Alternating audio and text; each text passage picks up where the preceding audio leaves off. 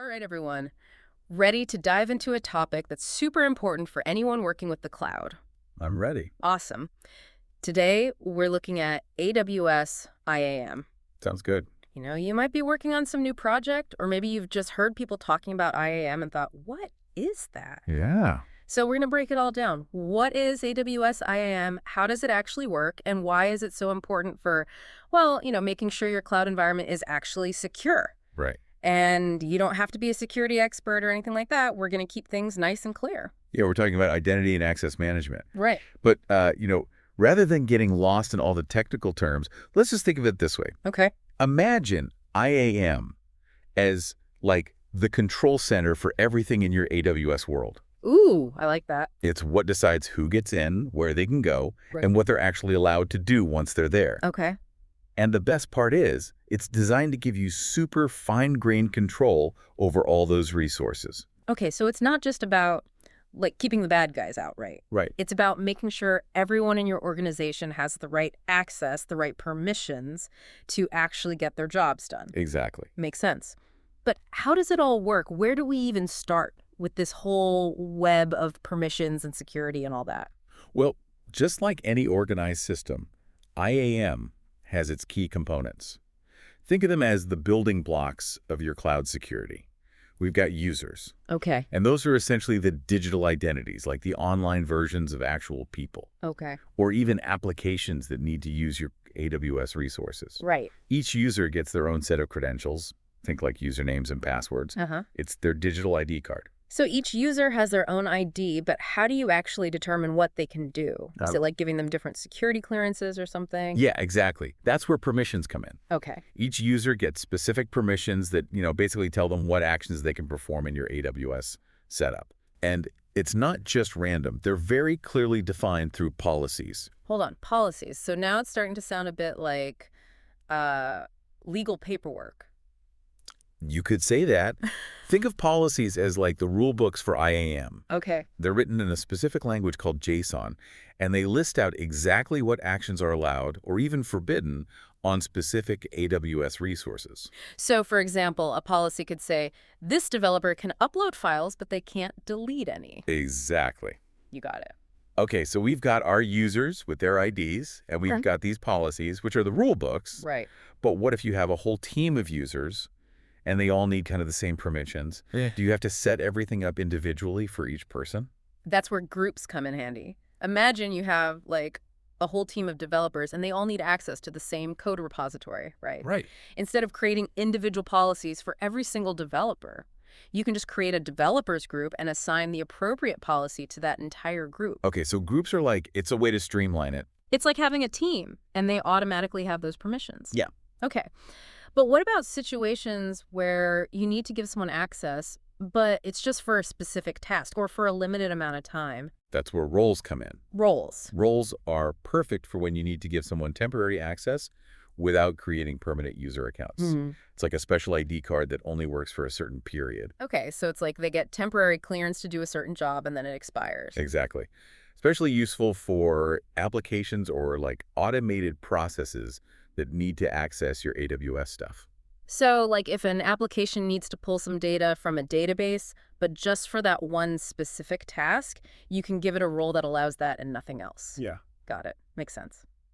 So we've talked about users, groups, and roles, and they all work within these policies that we talked about. Right. But what about people who already have logins, from their work network or something? Do they have to create completely new credentials for AWS? That's a great question. It brings us to federation. Think of federation as a bridge between your existing login systems and AWS. Okay. So people can just use their regular company login to get into AWS. No need to create new accounts. So it's like a universal login and it just makes things easier. Exactly. And it's also more secure because you can still use your company's password policies and all those other security measures. Right, so you're not sacrificing security for convenience. That's important. Exactly. And speaking of security, we've got to talk about multi-factor authentication, or MFA, as everyone calls it. That's probably one of the best things you can do to keep things secure, right? Absolutely. Think of MFA as that extra layer of protection.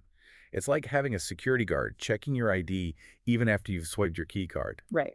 It means you need not just your password, but also a special code from, like your phone or a special device makes it much harder for someone to break in.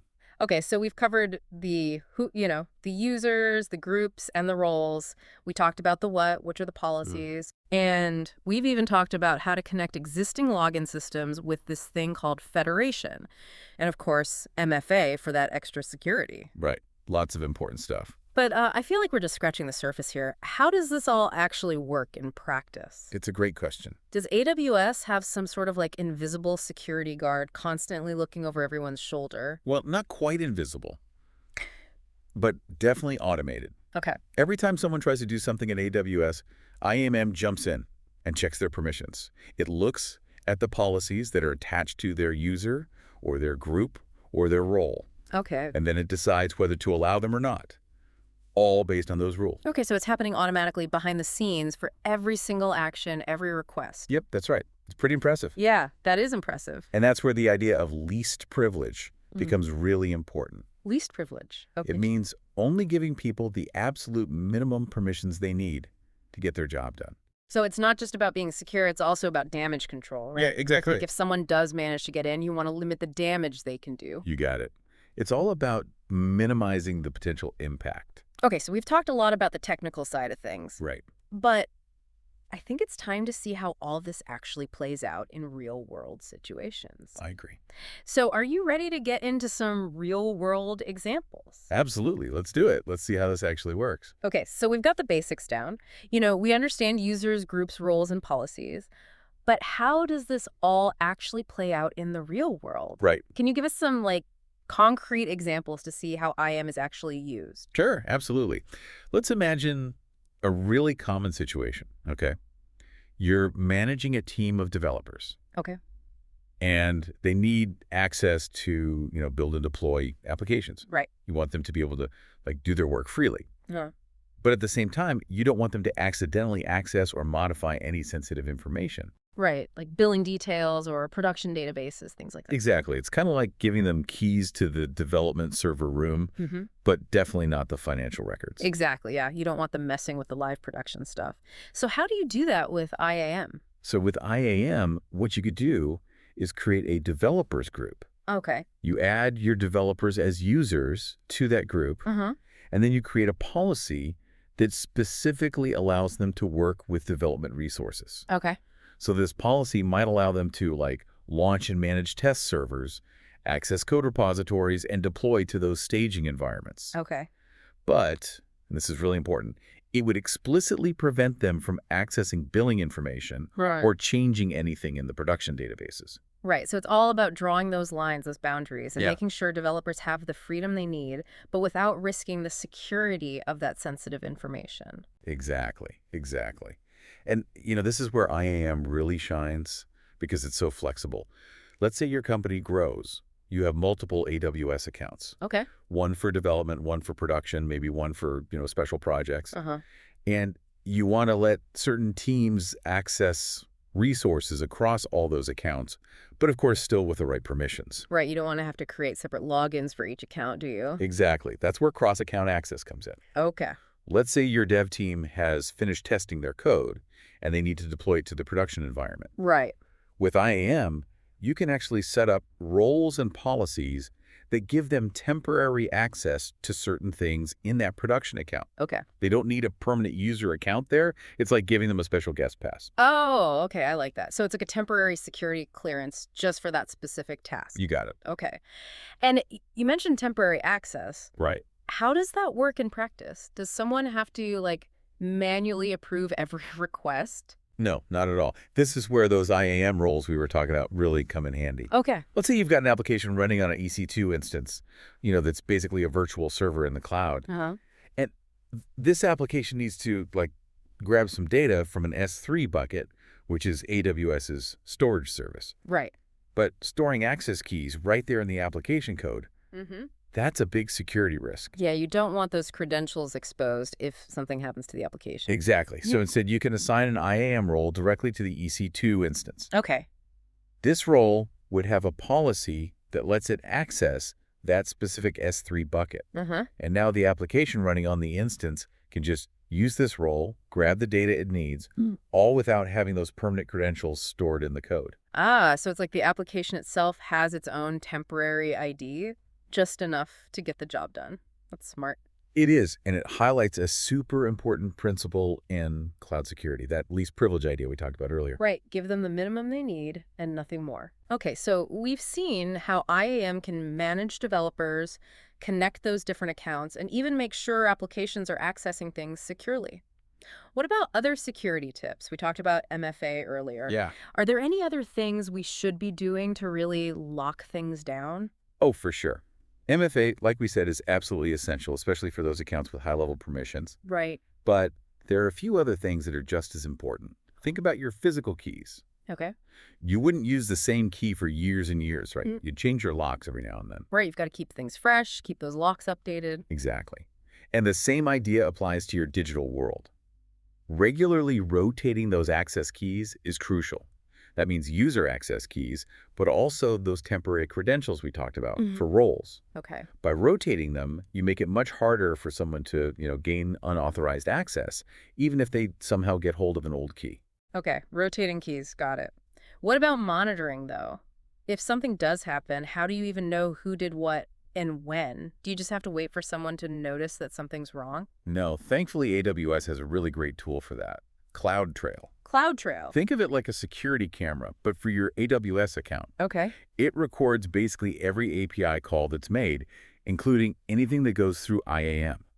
Wow. So anytime someone creates a new user, modifies a policy, accesses a resource, it's all logged in Cloud Trail. Gives you this super detailed record of everything that's going on. So it's not just about reacting when something bad happens. Right. It's about having that history so you can look back, investigate anything suspicious, and even prove that you're complying with all the regulations and stuff. Exactly. Regularly checking those Cloud Trail logs is super important for staying secure and compliant. You can spot patterns, catch anything weird, and basically stay ahead of any potential problems. Okay, so much to think about. We've covered a ton of ground. Yeah, we have. From basic IAM ideas to real-world examples and these really crucial security best practices. Lots of good stuff. What's the one key thing you want our listeners to remember? The main message I want people to take away is that IAM isn't just some technical detail. It's really the foundation of security in the cloud. Okay.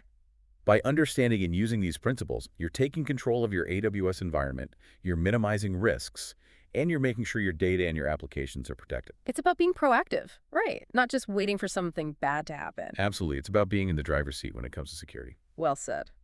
But before we go too far down that road, let's do a super quick recap of what we talked about in this deep dive into IAM. All right, so let's quickly recap everything we've talked about in this deep dive on AWS IAM.